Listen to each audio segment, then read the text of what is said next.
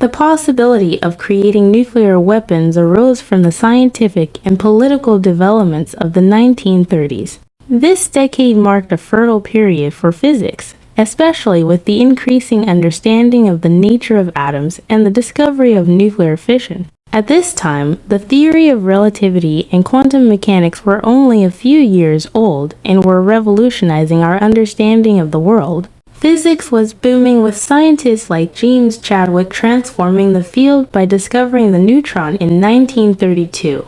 Meanwhile, on the political front, something dangerous was brewing with the simultaneous rise of fascist governments in Europe, led by Adolf Hitler's triumph in Germany in 1933. The growth of fascism caused fear that these powers would seek to create nuclear weapons, especially among scientists who were refugees from Nazi Germany and other fascist countries.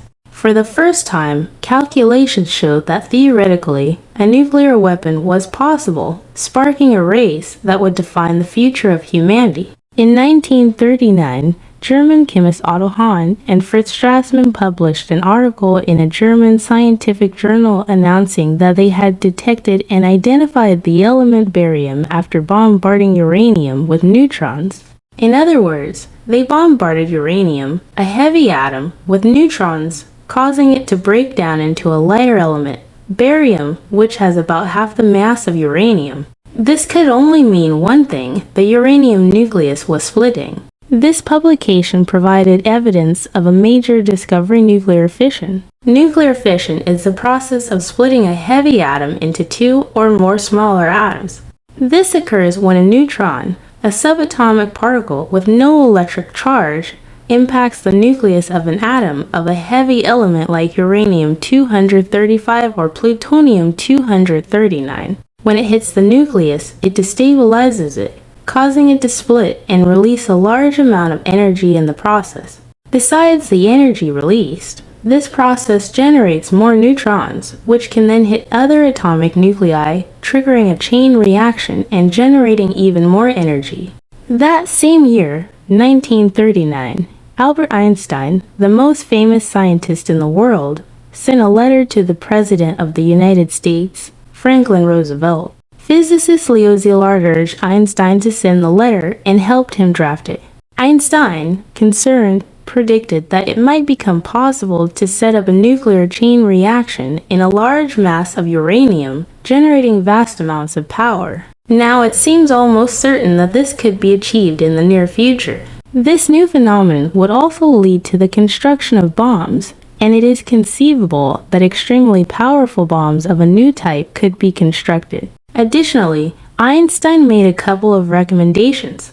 It would be desirable to maintain some permanent contact between the administration and the group of physicists working on chain reactions in America, and to accelerate the experimental work currently being carried out within the limits of university laboratory budgets by providing funds. He concluded with a warning about what seemed to be an imminent danger. Germany had stopped the sale of uranium from Czechoslovakian mines, and the German Undersecretary of State was aware of the advances being made in America, which were being replicated in Berlin. Sincerely, Albert Einstein. If you have the opportunity, I recommend reading the full letter. Observing nuclear development through Einstein's eyes is incredible. I know today it feels like many things are happening simultaneously, and everything is out of control everywhere, with the development of technology like artificial intelligence and increasingly radicalized politics. Einstein experienced the same thing just a few years before his letter warning the president about the imminent arrival of atomic bombs. He himself has said, "There is not the slightest indication that nuclear energy will ever be obtainable." This means that the atom would have to be shattered at will. Einstein did not believe that nuclear energy could be achieved,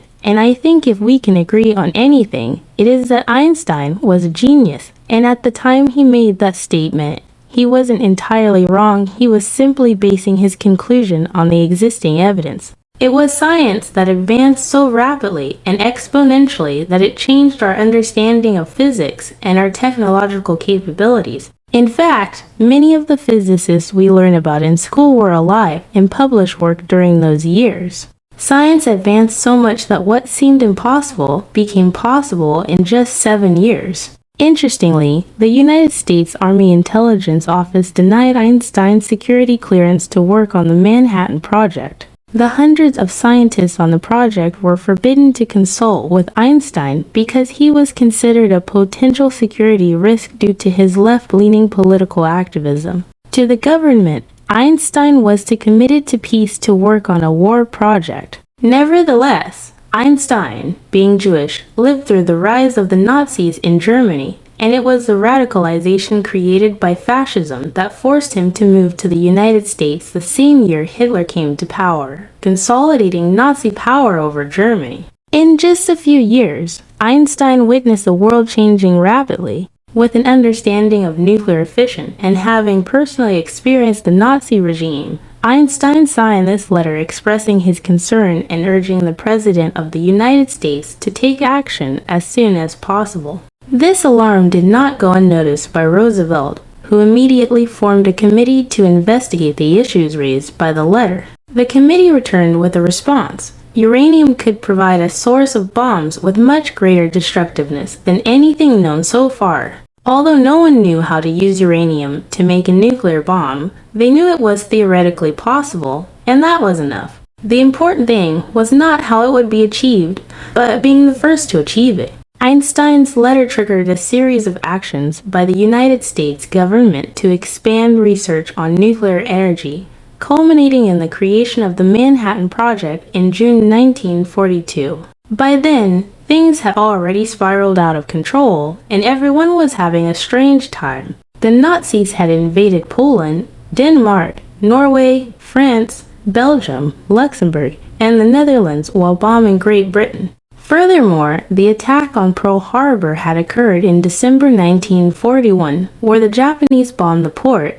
thus extending a cordial invitation to the United States to join the war. The aggressive expansion of fascism, as well as the United States' entry into the war, raised the stakes for the Allies and made the atomic weapons project even more urgent, accelerating research. In this context, the Manhattan Project was born in secret. The Manhattan Project was a large-scale research and development operation carried out by the United States, with the collaboration of Canada and the United Kingdom. Its objective was to develop the world's first nuclear weapon. This confidential project was established in Los Alamos, New Mexico, practically in the middle of nowhere, seeking to go unnoticed and also be far from densely populated areas in case something went wrong. The Manhattan Project was called the best-kept secret of the war. Around 130,000 people collaborated on the project at different sites within the United States.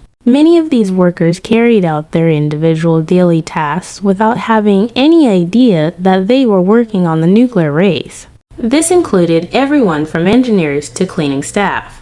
They were only told that their work was serving to end the war, in addition to the propaganda efforts surrounding the project with signs urging silence and secrecy about what was being done in those places.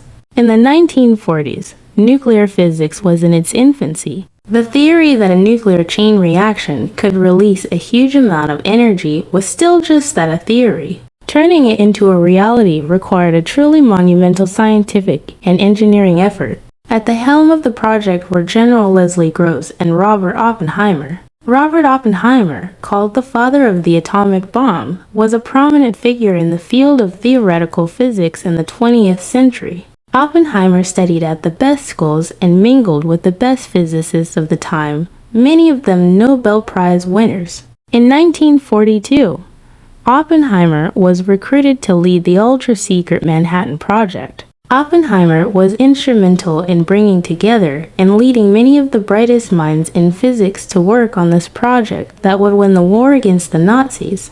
Oppenheimer, like many historical figures, was a complex person. During his university years, frustrated with his academic life, he tried to poison a professor by using an apple contaminated with toxins. However, one could say he redeemed himself with age. When working on the Manhattan Project, he was a charismatic leader with a high professional commitment to his work. Although this work seemed to torment him at times, as he understood the risks of the weapon he was creating and its magnitude of destruction. However, he and other scientists knew that allowing the Nazis to control the technology first was not an option and left them no alternative but to move forward.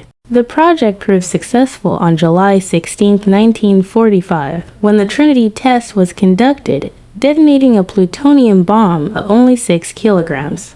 These 6 kilograms of plutonium created the same impact as 25,000 tons of TNT.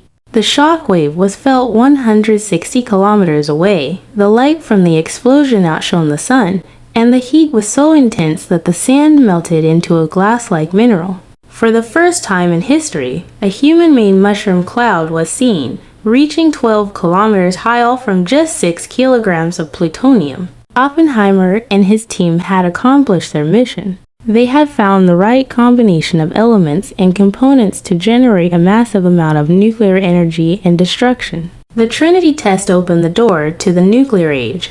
The effects of the bomb, both physical and psychological, would change the dynamics of war and politics forever. In 1965, Oppenheimer shared his thoughts right after the successful test. Under his leadership, the team developed two types of atomic bombs, one with uranium-235 called Little Boy and another with plutonium-239 called Fat Man. These bombs were eventually used on the Japanese cities of Hiroshima and Nagasaki in August 1945, leading to Japan's surrender and the end of World War II. But what happened to the thousands of people in Hiroshima and Nagasaki? Well, that's another story of terrible events.